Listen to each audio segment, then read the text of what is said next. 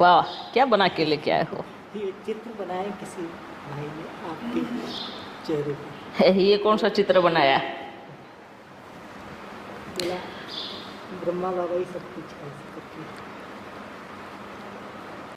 ये किसने बना के दिया है? ये पूरा रोंग है। ये चित्र जिनके पास भी है, जिन्होंने भी बनाया है, ये पूरा रोंग है। ये राइट नहीं है, ये गलत है।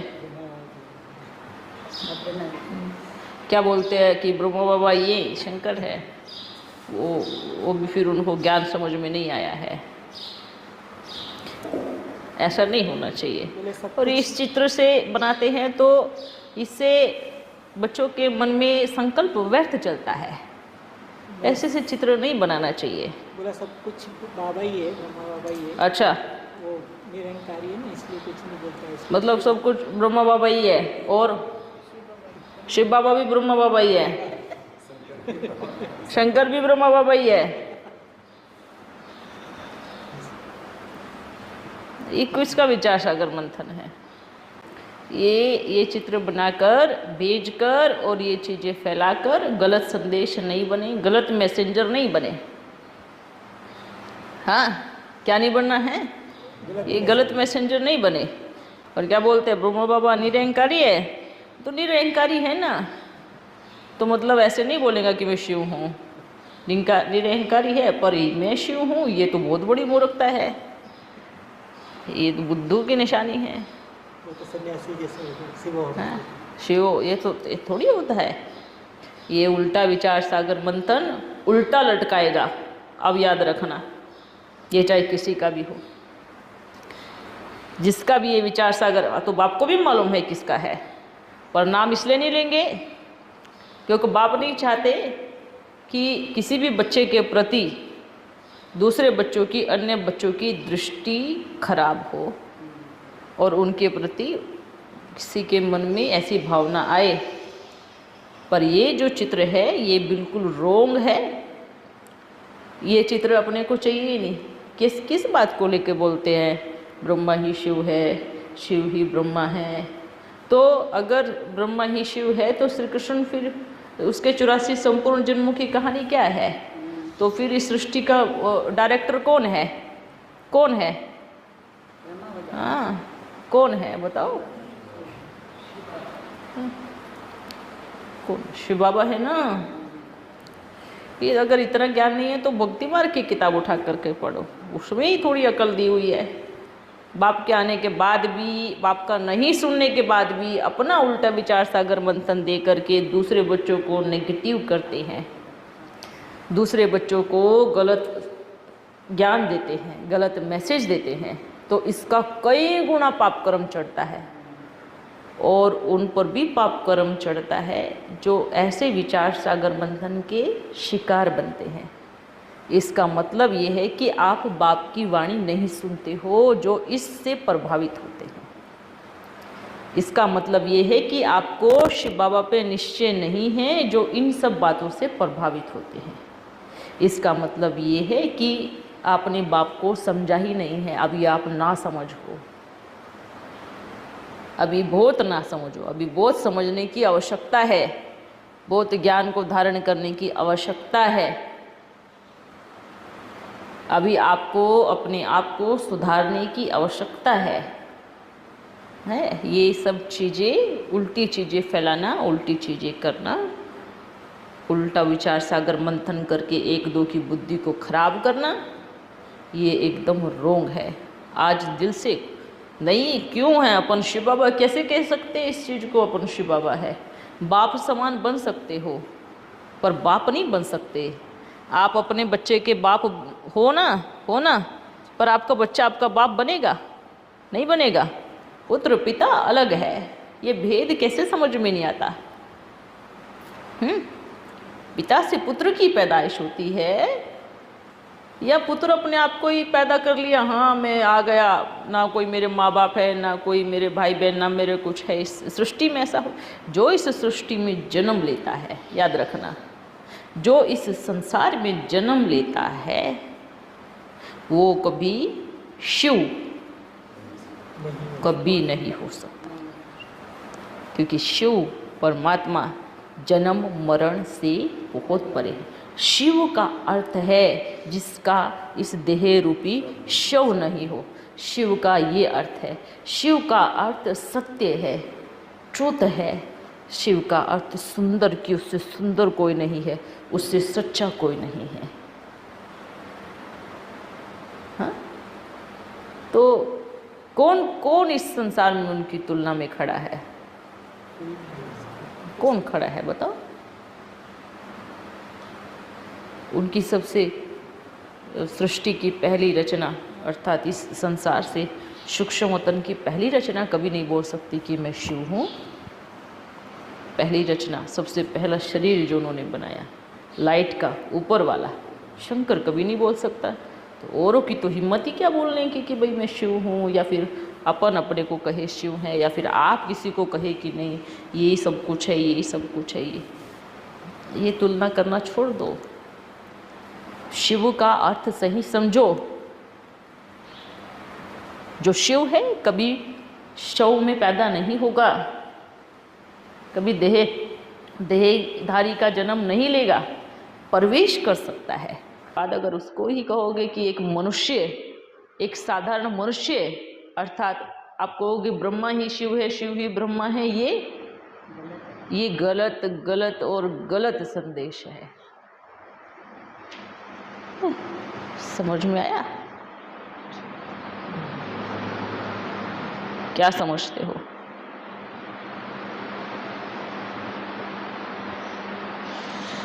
और ये जो उल्टे संदेश फैलाने वाले बच्चे सबको ये बोल रहे हैं, चाहे इस पे रोक लगाओ, अगर रोक नहीं लगा सकते तो बाप से बेमुख हो जाएंगे, बाप से दूर चले जाएंगे।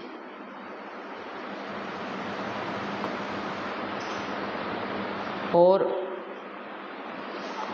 बाप से दूर नहीं, बाप उनसे दूर चला जाएगा। ये याद रखना।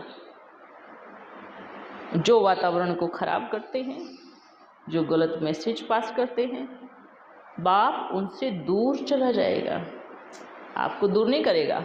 और सबसे बड़ी सजा ये होती है कि बाप छोड़ के चला जाए तो उन बच्चों का क्या हाल होता है। ये प्रैक्टिकल में आप देख भी लेना, देख भी रहे। इतने समझदार बन गए। तो छोड़ो, बाबा को ही नहीं जाना तो मैया को कहाँ से जानेंगे। अभी बाबा ने पहले बोलेंगे, अच्छा बाबा आपने पहले की मुरली में ये कहा था ना, पहले की मुरली में ऐसे कहा था ना, वो वाली मुरली में वैसे कहा था ना। बच्चे ऐसे सोचते हैं। आज भी बड़ी बड़ी पुरानी किताबें उठा करके पढ़ते हैं और बोलते हैं बाबा अपने साकार में इस वाणी में ये चलाई थी ना ये बात, तो आज कैसे क्या हुआ। किस एक समय होता है, एक समय जो बोलने का समय होता है, उस समय क्या सिचुएशन होती है, वो उस सिचुएशन के आधार पे बाबा बोलते हैं। ज्ञान को समझो। वर्तमान समय बाबा क्या भोजन दे रहे हैं, वर्तमान समय बाबा क्या खिलाना चाहते हैं, अच्छा फूड खिलाना चाहते हैं। बच्चे ताज़ा ताज़ा भोजन खाओ, अच्छा भोजन खाओ। और बच्चे बोलते हैं ना आपने 70 साल पहले, आपने 50 साल पहले मुरली में ऐसे बोला था। अरे अगर 50 साल पहले वाला भोजन खाओगे तो क्या होगा, क्या होगा, बीमार हो जाओगे, बीमार। अभी आपको 5 दिन पहले का भोजन खिलाएं क्या, देखो शरीर की हालत क्या होती है। सोच के देखो, 5 दिन पहले का भोजन खा के देखो, फिर शरीर की हालत कैसे होती है देखना। कैसे होगी, कैसे होगी। ये शरीर के डॉक्टर के पास भागना पड़ेगा, है ना। कल का खिलाते तो भी बोलते हैं कि अरे बासी है। और आप 50 साल 60 साल पहले का भोजन खाते हो, जो ताज़ा बन रहा है उसको सुनता कोई नहीं। और 60-70 साल पहले का भोजन खाओगे तो कैसे मैचिंग होगी, कैसे ताज़ा भोजन ग्रहण कर पाओगे। वर्तमान को देखो, वर्तमान को परिवर्तन करो। उस समय उस स्थिति के अनुसार उस मुरली में ये पॉइंट आई, उस समय ऐसी सिचुएशन आई जो ऐसी पॉइंट आई। हाँ, तो सिचुएशन देखो, समय देखो, स्थिति देखो, उस स्थिति के अनुसार बाबा ने सारी चीज़ें बोली।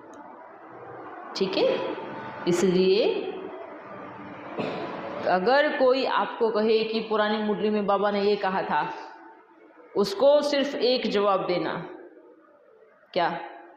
मैं आज की मुरली सुनती हूँ, आज मेरे बाबा ने क्या बोला मुझे आज का मालूम है।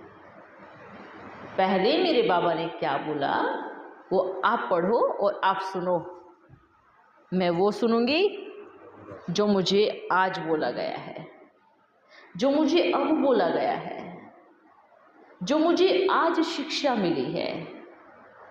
मैं वो भोजन खाऊंगी जो अभी अभी मेरे बाबा ने मुझे बना करके ताज़ा दिया है। हाँ, 10 दिन पहले आपने दाल चावल खाए होंगे, है ना, भिंडी की सब्जी खाई होगी। हाँ, और आप बोलो क्या? मुझे वही वाला चाहिए। नहीं, 10 दिन पहले मैंने भिंडी की सब्जी खाई, वही सही है। अरे भिंडी की सब्जी कब की जा चुकी है, आपके पेट से भी गायब हो गई, चली गई। सब अब क्या खा रहे हैं? नहीं, आप बोलोगे नहीं, जो 10 दिन पहले मेरे को भिंडी की सब्जी बनी थी ना, मुझे वो चाहिए, वही खाना है मेरे को, वही कहीं से भी ला के दो, पर 10 दिन पहले बनी हुई खानी है। तो क्या होगा? आप अपने बच्चों को खिला पाओगे क्या? खिलाओगे क्या 10 दिन पहले वाली भिंडी की सब्जी? नहीं ना।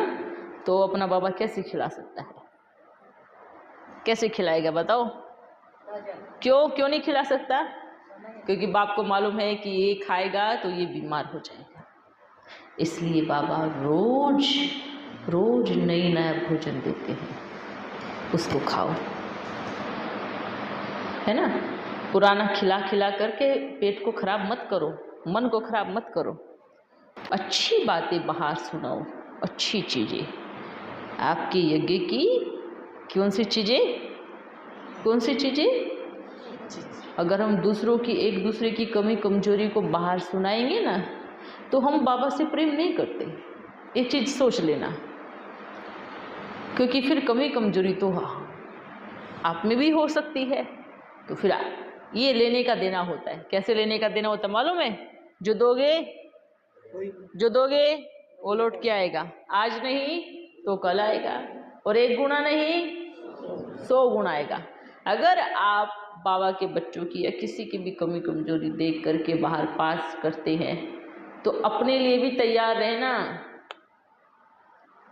कि कल को फिर कोई और आपकी ये कमी कमजोरी देख करके बाहर 10 लोगों, अगर आपने 5 लोगों को वर्णन किया ना, फिर वो 10 लोगों को आपकी सारी कमी कमजोरियां वर्णन करेगा। फिर बोलते हैं अच्छा मेरे बारे में वो ऐसा बोलते हैं, मेरे बारे में वो ऐसा बोलते हैं, आपने किसके बारे में क्या बोला था वो सोचो पहले। ये कर्म की गुत्थी है, ये ऐसे चलती है, ये चक्र है, ये चक्रव्यूह है। आप जैसा करोगे वैसा मिलेगा, जैसा करोगे, आप धोखा दोगे तो धोखा मिलेगा। ये चक्र बना हुआ है ना। धोखा दिया तो क्या हुआ? प्यार करोगे तो कई गुना प्यार मिलेगा। आप दूसरों का सम्मान करोगे तो आपको सम्मान मिलेगा। आप दूसरे को 4 गाली दोगे तो आपको 8 गाली मिलेंगी, है ना। आप अगर 4 बच्चों का मन खराब करोगे तो सारा भंडा आपके सिर पे फूटेगा और फिर उससे फिर डिस्टर्ब होगे। ये चक्र है, ये कर्मों का चक्र है, ये सिंपल चक्र है एकदम। जो करोगे सो पाओगे, ये एक नॉर्मल कहानी है, सारी दुनिया में पता है, छोटे बच्चों को भी पता है। स्कूलों की दीवारों पे लिखा होता है, जो करोगे सो भरोगे। जो गलत संदेश सुनाते हैं, जो दूसरों को नेगेटिव करते हैं, अगली बार ये चीज़ बाप को सामने नहीं आनी चाहिए। बाप को अपने जहाँ बाप बैठा है वहाँ सफाई चाहिए। क्या चाहिए? सफाई चाहिए। कैसी सफाई चाहिए? स्वच्छता चाहिए। स्वच्छता कैसी चाहिए? मन वचन कर्म की स्वच्छता चाहिए। कचरा नहीं चाहिए, गंदगी नहीं चाहिए,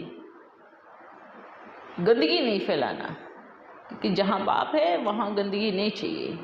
गंदे विचारों की गंदगी नहीं चाहिए, बुरे विचारों की गंदगी नहीं चाहिए, झूठ चोरी की गंदगी नहीं चाहिए, हेरा फेरी की गंदगी नहीं चाहिए, व्यर्थ व्यर्थ दूसरों को फैलाए, ये गंदगी नहीं चाहिए।